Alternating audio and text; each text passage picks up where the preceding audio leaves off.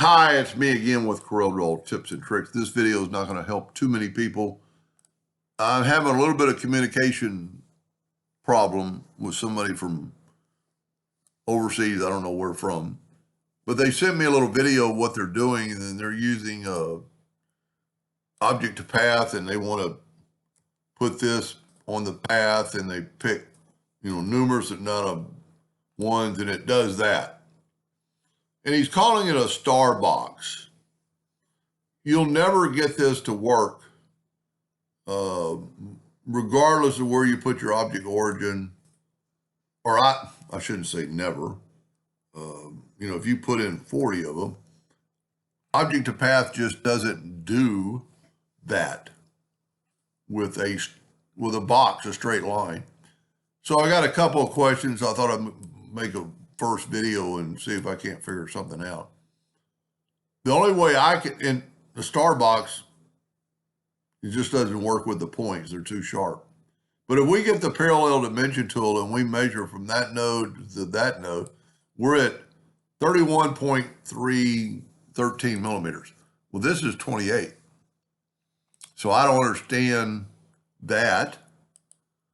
So what I'm going to do, and I don't understand the too short and a long, but I'm going to make that, I'm going to make it even, and so I'm going to get out the calculator, and 31.13 divided by 3 is 1060, or 10.38, let's call it. So I'm going to set my nudge factor on 10. I don't know if it was 3.8 or 6.8, so 3.8. And I'm going to draw a box that is that distance, 10.38. And then I'm going to Control D and make a duplicate and see what it's doing. It's making me 3 equal boxes. Control G to group. Now, it's still not going to work.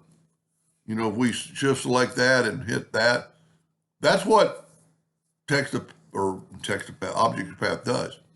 The only way I could see if you needed this on these lines would be to take the shape tool and select all the nodes and right click and break it apart, and then select them all again and go up to object and break the curve apart. Now we have individual lines, which is the same length as that line.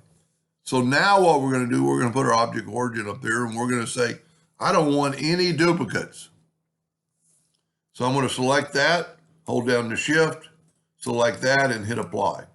It put it on that path. Now, what I should have done is made, let me get rid of his old one, multiple copies of this. And I'm only going to do like half the star. So hold down the shift and select the path, hit enter or apply. And by saying no duplicates, is still using the copy that's there. Now, this isn't good for a box, and I'll show you why in just a second. I'm going to go ahead and do half the star. It's pretty easy once you get it. It's kind of like just repetitive. You're shift selecting. You have to pick that first and pick that second, because if you pick this first and then that, this is what happens. It moves the path. We're moving this to the path. So select that path. Matter of fact, with this particular one, you don't even have to do this all. I'm going to go ahead and finish, and then I'll show you what you could do.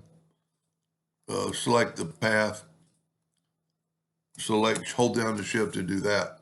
So now we have it, but the reason it's not going to work on a box is if you're cutting out these pieces, and see, I think that's what he's doing. Because if we actually group, let me move these out of the way. Group these together, Control G, and then hit P. I'm thinking that's what he's trying to do, is make the finger joints. This would work. Both stars don't match, or one of them, maybe this one got marked. No, it's because the other one is a little bigger on this side. So once you got it, you can't do this when you're making and you would still have to cut the tenons, in the middle of these things, which is be easy. But until I find out more, I don't know where they're from or he's from, but, we're like on a 12-hour different time zone. But the other thing I was thinking, instead of doing this all the way around, you could move your star out of the way. Whoop, we got to ungroup them because I grouped them if you remember. Move the star out of the way. Okay, hold down the Alt key and select all those and then move them out of the way twice. Okay. Now it's going to be a little bit difficult because I've got the lines on there. Matter of fact, we could probably grab, let's hit the plus key and move that over. Hit the plus key and move that over. I'm maybe not going to do the whole star. But if you did that and then moved it over and then mirrored it the other way, once you mirror it, it kind of makes a mess. I should have not even done this. Let me back up till I was moving it and then mirror that over. There we go. And then hit the star. See, you've got to, well, maybe the star is not even, but you could very easily, instead of, it didn't take that much time to do what we were doing.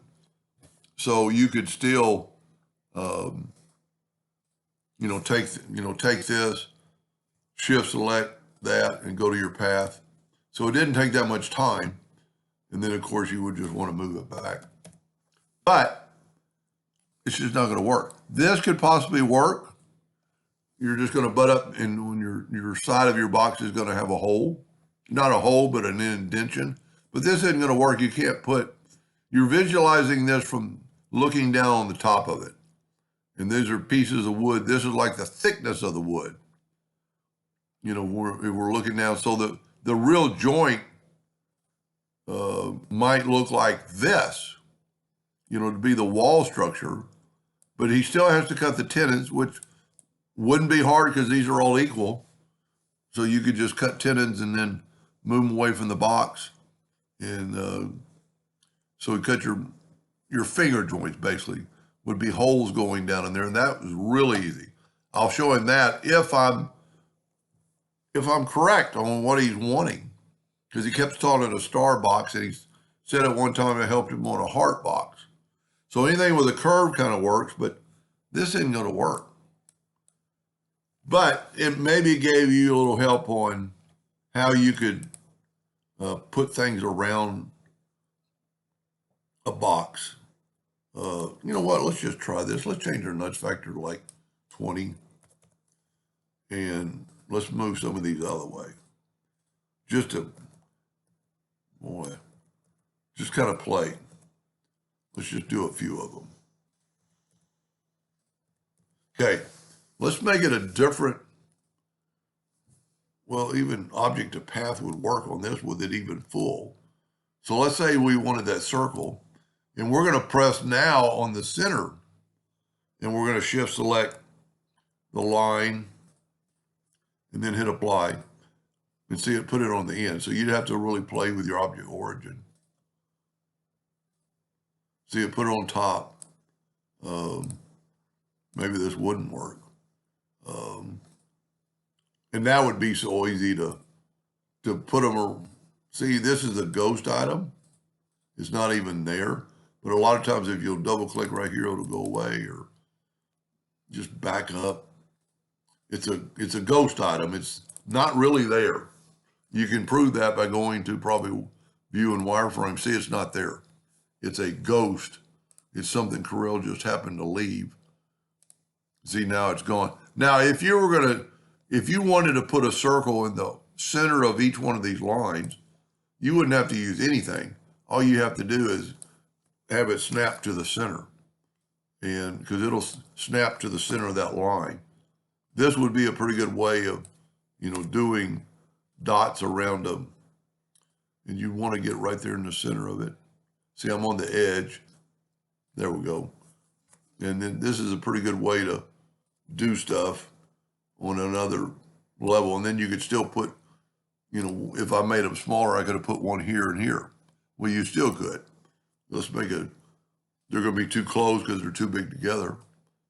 but you get what I see. It's going to be a random, but it's going to be precise because I'm putting it on enough. So maybe this part of the video maybe helps somebody, because you could do the same thing with the blend, but a lot of times you'd have to be the right count and everything has to be perfect. Anyway, hope he gets back to me and hope that helps somebody someday, and thank you for watching.